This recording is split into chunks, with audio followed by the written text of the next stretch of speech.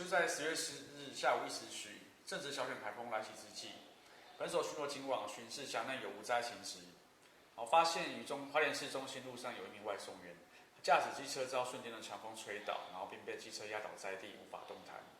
本所立即上前协助，将车辆抬起，并牵至安全处所停放，所幸驾驶并未受伤。警方呼吁，台风来临之际，也要务必慎防豪雨及强风，小心驾驶。未有必要情事，请待在室内，减少外出。也请多备妥民生物资，避免叫外送，以保护自身及他人的安全。